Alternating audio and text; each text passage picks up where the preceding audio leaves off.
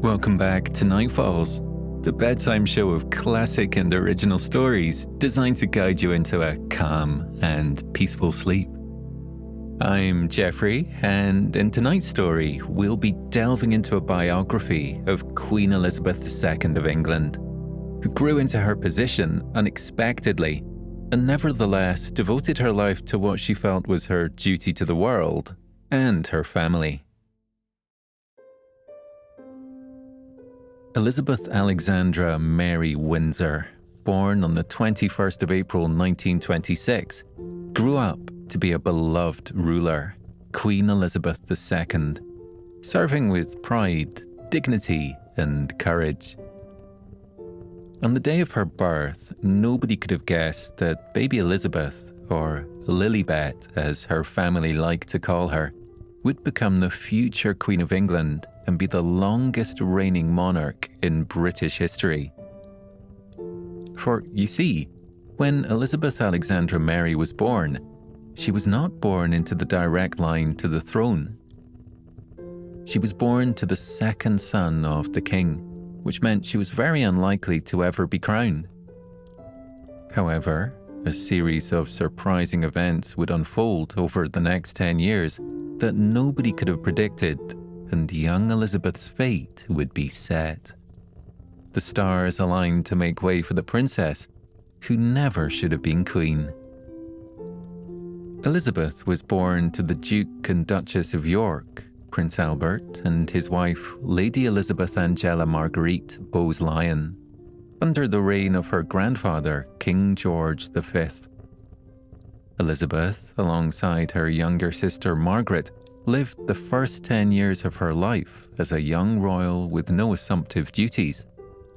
With her uncle, Prince Edward, as next in line to the throne, Elizabeth would likely never ascend to the throne in her lifetime.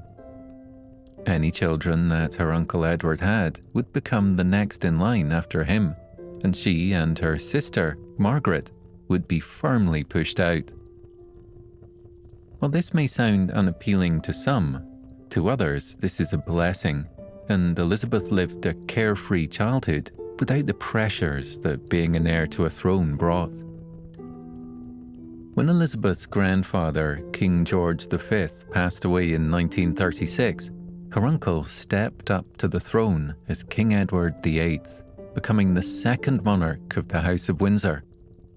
However, King Edward VIII's reign did not last for long.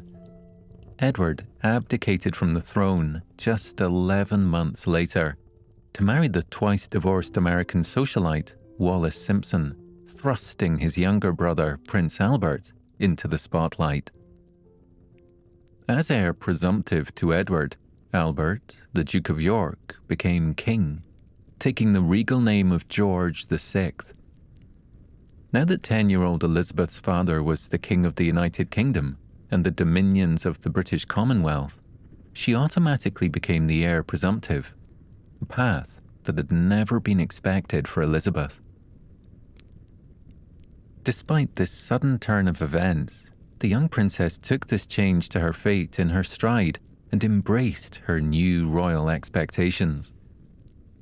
Although the young princess often wished that her parents would have another child and bear a son to overtake her right to the throne, a brother never came, and Elizabeth resigned herself to her new future. Like most children from wealthy families at the time, Elizabeth and Margaret were educated at home. But once she became heir presumptive, Elizabeth had additional subjects she needed to study, such as constitutional history and law. She received tuition from her father and was educated in religion by the Archbishop of Canterbury. Several French and Belgian governesses taught her French, a skill which held her in good stead whenever she made visits to French-speaking countries. But the princess also studied art, music, and learned to ride horses, a passion that would grow with her through the years. Elizabeth's education was thorough, all in preparation of the royal duty she would inherit one day.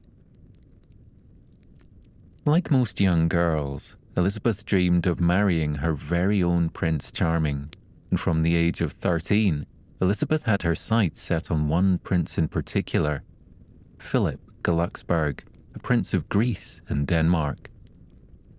13-year-old Elizabeth first met Philip, who was 18 at the time, in 1939, while she was touring the grounds of the Britannia Royal Navy College with her family. Philip was training at the college as a cadet, but he spared an afternoon to enjoy a game of croquet with the royal family and made young Elizabeth laugh by jumping over tennis nets. From that fateful first meeting, young Elizabeth was smitten with the dashing young naval officer, and she thought of nobody else. Like most sweet loves of the era, the two began to exchange letters throughout the war years. During the Second World War, Philip served with distinction in the British Mediterranean and Pacific fleets, while Elizabeth stayed in London with her family and undertook public duties, serving in the Auxiliary Territorial Service. By the time the war was over in 1946, their romance had blossomed and the two young royals were quite in love. Philip wrote in a letter dated from that year, "To have been spared in the war and seen victory, to have been given the chance to rest and readjust myself, to have fallen in love completely and unreservedly, makes all one's personal and even the world's troubles seem small and petty." Nobody quite knows when Philip popped the question, but it is presumed that he proposed to the 20-year-old princess on a beautiful June day on the grounds of Balmoral, the British royal family's residence in Scotland. Rather controversially, Philip did not request Elizabeth's father's permission before popping the question. Despite their sure love for each other, Elizabeth's parents had their reservations about the union. Elizabeth's father, King George VI, was hesitant. He feared that Elizabeth was too young and was settling for the first man she had met. Meanwhile, her mother didn't believe Philip was a suitable match for her daughter and dubbed him the Prince Without a Kingdom, a reference to his family being exiled from Greece in 1922. In her eyes, Philip wasn't blue-blooded enough to be a future king consort. However, the love-struck princess was defiant and made it clear to her parents that it was Philip who was to be her husband or nobody. If she was going to carry the burden of the crown one day, then she needed a man by her side who could make her laugh and keep her happy during the difficult times. Eventually, her royal parents made a compromise with the young lovers. They wanted the young couple to wait until after Elizabeth's 21st birthday before they announced their engagement. This would give the couple more time to court and a chance to see if their feelings for each other lasted the test of time, or whether they faded now that the mystery and longing for their love letters from the war were removed. Honouring her father's wishes, the couple delayed making their betrothal public until after the princess turned 21 years old, and on the 9th of July 1947, they finally announced their engagement to the world. Philip wasn't quite what the royal institution expected from a future king consort of England, and he ruffled a few feathers along the way. He was seen to be a bit too brusque and too unpolished. The fact that Philip was of both Greek and German descent made things a little politically uncomfortable in the wake of the recent Second World War. However, all of these seeming imperfections were of no concern to Elizabeth. Philip made Elizabeth laugh and brought a lightness to her heart that was perfectly welcome amidst the serious nature of her work as heir to the throne. She loved Philip, and he loved her. At the end of the day, that was all that mattered in her mind. Before their wedding day on the 20th of November 1947, Philip prepared to take on a new royal title by renouncing his right to the Greek and Danish thrones, and by changing his surname from Glucksberg to Mountbatten, his maternal grandparents' surname. He officially became a British citizen, removing the risk of a backlash from the British public due to his German connections.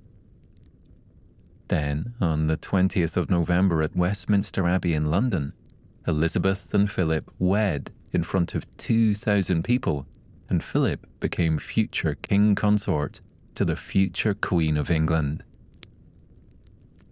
Despite Elizabeth's parents' initial reservations, with time they grew to like Philip and welcomed him into their family.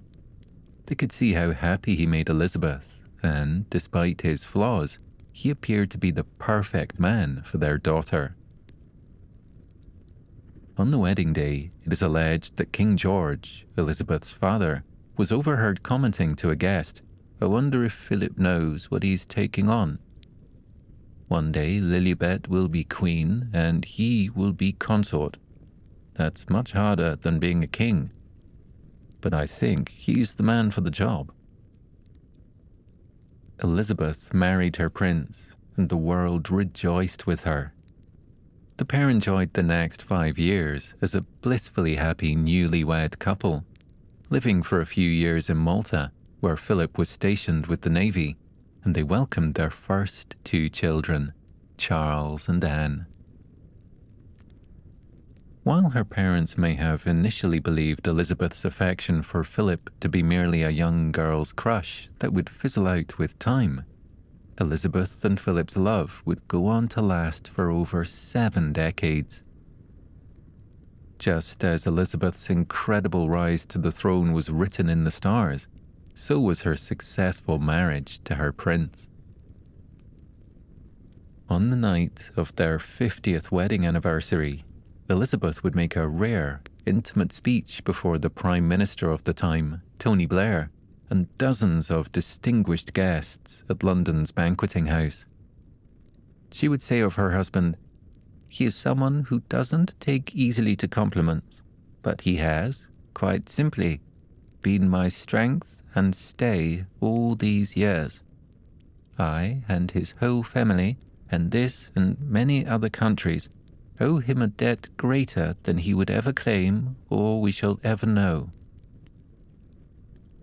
The happy young couple believed that they would have many years ahead of them, enjoying married life and making the most of time with their children, relatively carefree. But the fates had other plans in store. Only 5 years after the couple wed, King George passed away at the young age of 56 at Sandringham House. On the day that 25-year-old Elizabeth's life changed, she was not with her family at Sandringham House, but instead, she was away working on her father's behalf in Kenya. Due to King George's ailing health, he'd requested that his daughter embark upon the Commonwealth tour through Africa on his behalf.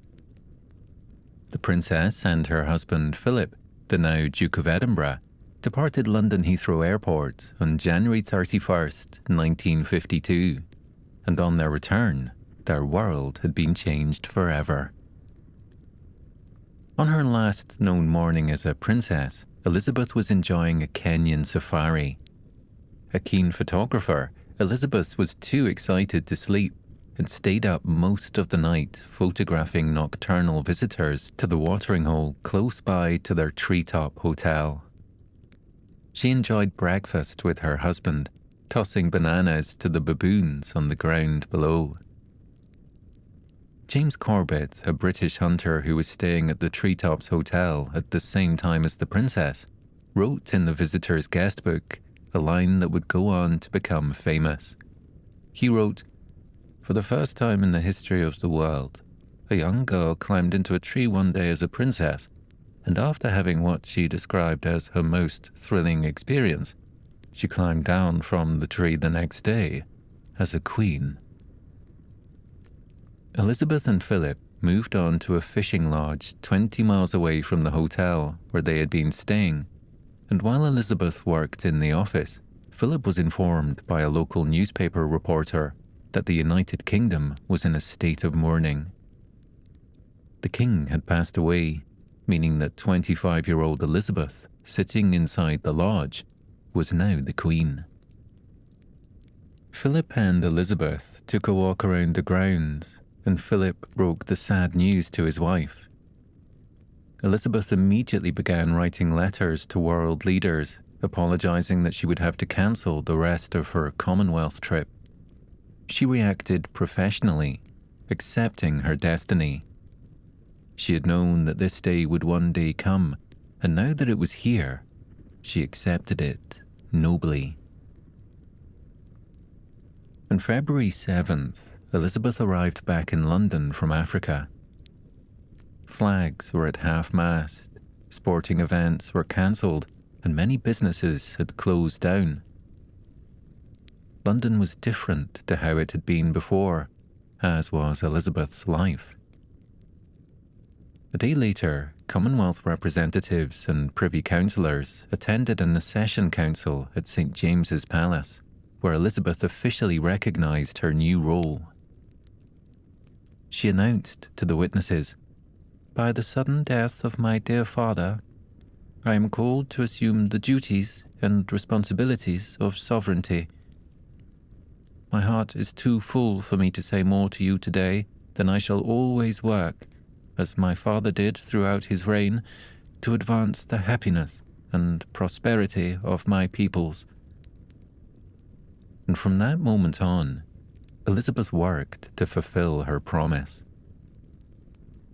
Over a year later, on June 2nd, 1953, Elizabeth was officially crowned the Queen of England and her husband, Philip, King Consort. Her children, Charles and Anne, became heirs to the throne, and the life of this young family had changed forever.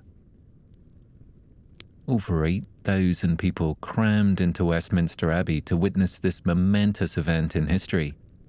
For a moment, the nation forgot about the recent traumatic war and looked forward to an optimistic post-war future with Elizabeth at the helm. Elizabeth emerged from her coronation as the Queen of the Commonwealth, a body of 8 states with over 500 million people living across her domain. However, during Elizabeth's reign, she would see much change and watch as the Commonwealth dismantled.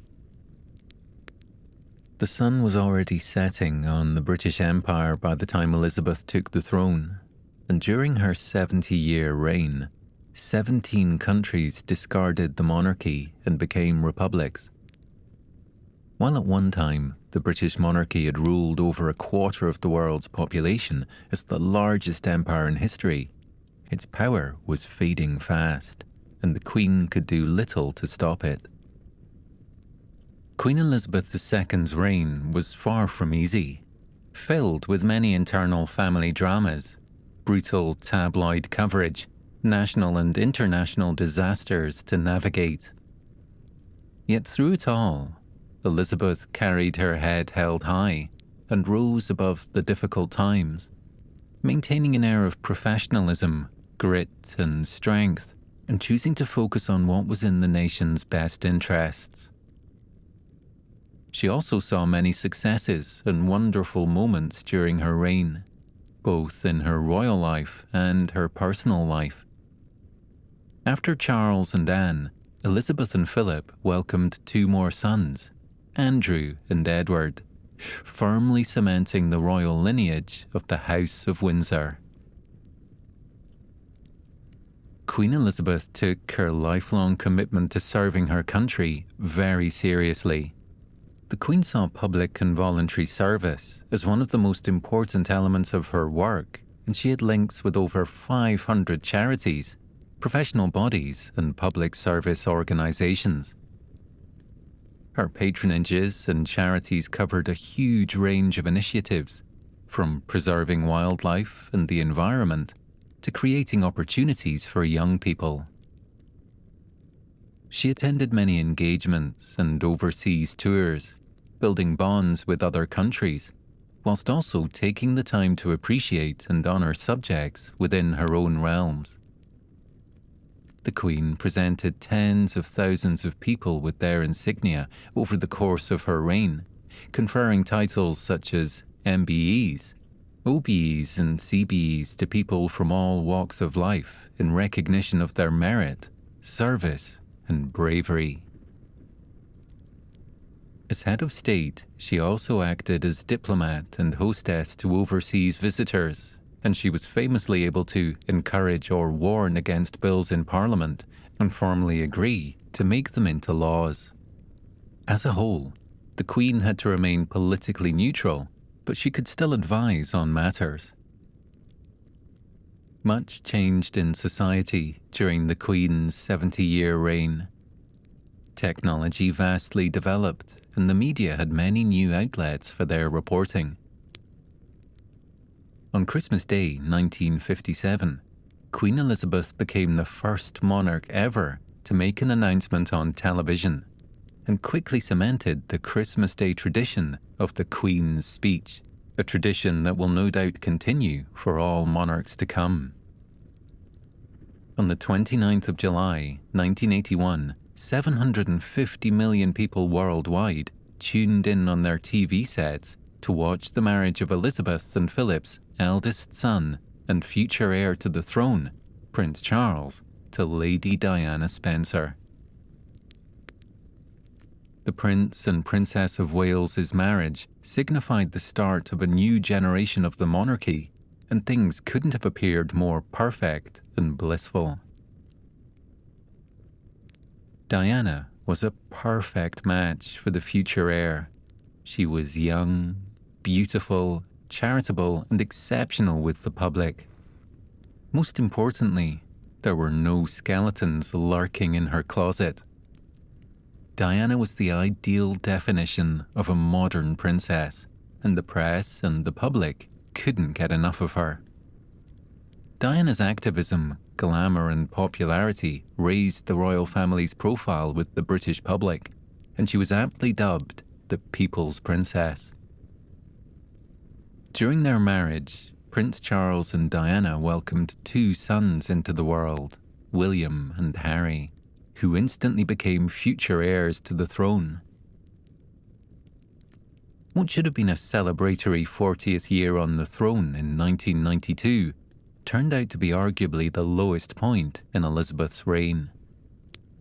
In a speech made by the Queen, she claimed that the year 1992 was her annus horribilis, due to the long list of unfortunate events that cursed her family. But after everything, royal scandals and all, at the end of the year, Queen Elizabeth II made one of her most honest and vulnerable speeches to the public, garnering an unexpected standing ovation and a surge in support for the monarch. 1992 had certainly shown that the Queen was a human being, just the same as everybody else, in spite of her birthright and privilege. The Queen famously confessed in that speech, "1992 is not a year on which I shall look back with undiluted pleasure. In the words of one of my more sympathetic correspondents, it has turned out to be an annus horribilis. No institution, city, monarchy, whatever, should expect to be free from the scrutiny of those who give it their loyalty and support, not to mention those who don't. But we are all part of the same fabric of our national society, and that scrutiny, by one part or another, can be just as effective if it is made with a touch of gentleness, good humour, and understanding." The year 2022 marked 70 years on the throne for Queen Elizabeth, and she became the first monarch in British history to celebrate her Platinum Jubilee. All over England and across the world, citizens celebrated the Queen's incredible achievement with street parties, concerts, and copious amounts of Victoria sponge cake. commemorative stamps and coins were issued by several Commonwealth nations, and in many places, trees were planted in the Queen's honour. It was a grand celebration for a truly grand monarch. Ever the expert in delivering inspiring, heartfelt messages to the public, Queen Elizabeth said of her aspirations to the future on her Platinum Jubilee, "As I look ahead with a sense of hope and optimism to the year of my Platinum Jubilee, I am reminded of how much we can be thankful for. These last 7 decades have seen extraordinary progress socially, technologically, and culturally that have benefited us all, and I am confident that the future will offer similar opportunities to us, and especially to the younger generations of the United Kingdom and throughout the Commonwealth." The Queen thanked everybody for their support, loyalty and affection over the years, and signed off her message to the public as "your servant." Even after 70 years as monarch, Elizabeth still respected and felt appreciative to her subjects and credited them as the heart and soul of her reign. Queen Elizabeth II not only guided her kingdom after the Second World War, navigated the modern, ever-changing landscape and provided support throughout a worldwide pandemic, but she also brought an inspiring strength and warmth to her position as ruler. She believed in the power of her people and happily greeted and spoke with as many of her subjects as she could. She was a symbol of stability, commitment, and pride throughout her time on the throne. When Queen Elizabeth II's reign came to an end on September the 6th, 2022, at the age of 96, a nation mourned the passing of a great and noble ruler. In the 70 years that Queen Elizabeth reigned, she was Queen Regnant of 32 sovereign states over the course of her lifetime, and was served by more than 170 prime ministers across her realms. She celebrated her silver, gold, diamond, and platinum jubilees, some of which had never been celebrated before by a monarch in the history of England. She brought 4 children into the world and welcomed 8 grandchildren and 13 great-grandchildren in her lifetime. She enjoyed almost 74 years of happy marriage to her one true love, Philip, and her eldest son, Charles, the Prince of Wales, ascended to the British throne as the King of England upon her passing. The princess, who never should have been queen, not only unexpectedly sat on the throne at the tender age of 25, but she went on to be the longest reigning monarch in British history and hold the longest verified reign of any female head of state in history. She surpassed everybody's expectations of her. Queen Elizabeth II may not have had the easiest of rides, like every person on this planet, and encountered many trials and tribulations through the years, but her enduring strength, wisdom, and loyalty saw her enjoy an illustrious and successful reign on the throne, and earned her a fond place in many millions of people's hearts across the globe.